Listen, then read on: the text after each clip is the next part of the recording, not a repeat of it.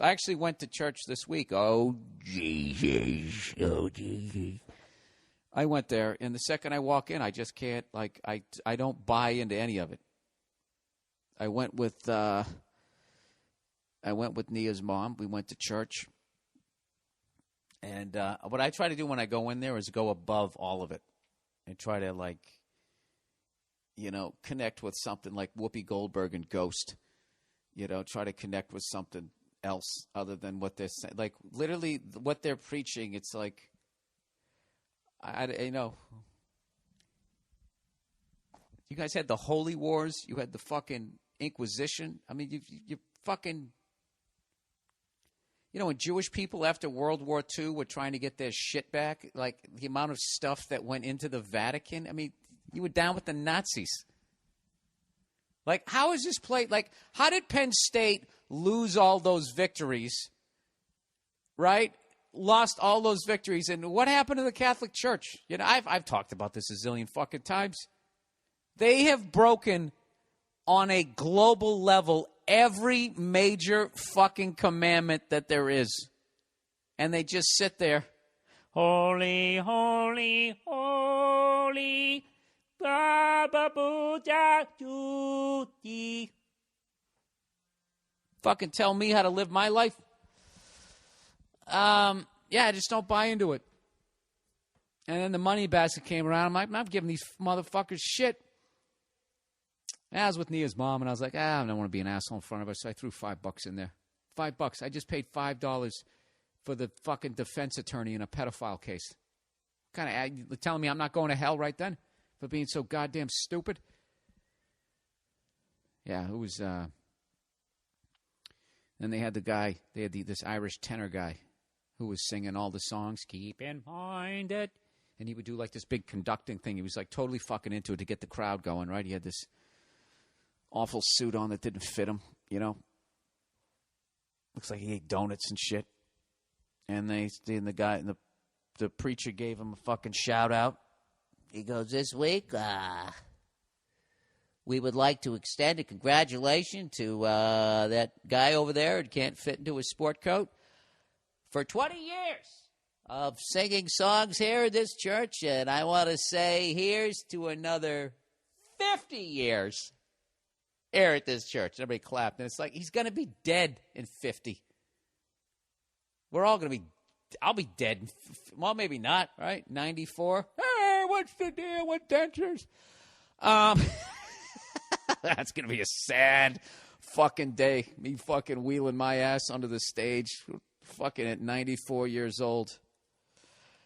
You know, somebody with a Jetsons haircut interviewing me before the show.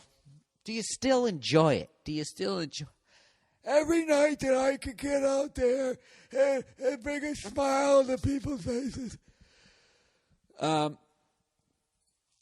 Fucking sitting there, instead of like bottled water backstage, I'll have like vital organs being grown to be inserted in me before I go out there. That's like the level of, no, that won't be available to me.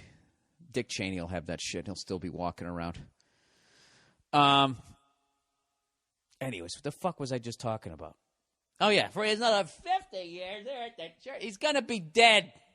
Look at him. He's like 40 pounds over fucking weight. He's sliding into 50 at about 90 miles an hour without a helmet on. The way this guy's fucking eating. He's not going to make it. He probably has some fucking horrific collection of porn.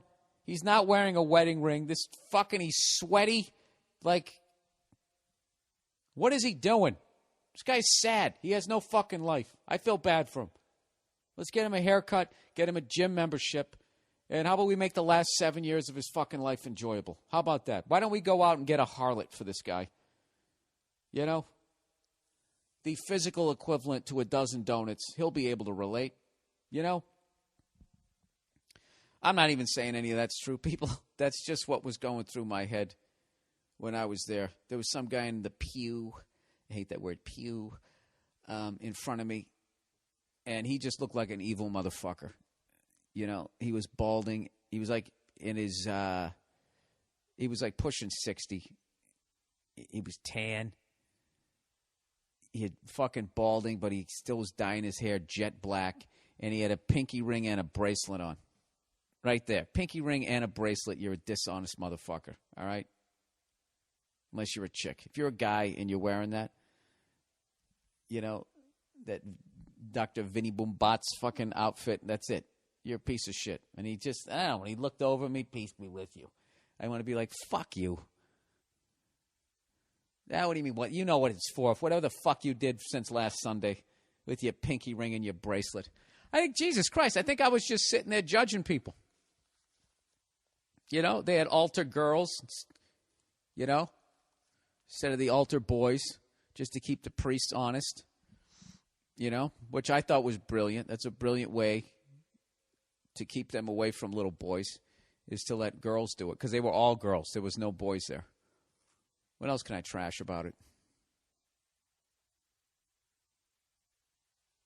I can't even remember. You know, he gave the homily, and I didn't remember one fucking thing that he said. He wasn't mic'd well. I couldn't understand what he was saying. I don't know. That was my little trip to fucking church. But I went. And I actually saw the confessionals. And I was thinking, Jesus, the shit that I have to get off my chest. But then I always think, like, why the fuck do I want to tell this guy? Why do I got to go in there, tell it to you, and then then you run it up the fucking line? You know? Fucking weirdo. You just want to hear all the bad shit that I did? Because you're not allowed to go out and fucking bang a broad? Ah, Jesus, Bill. You're just going over old fucking points you've already made. We get it. Oh, Jesus, you don't like this shit.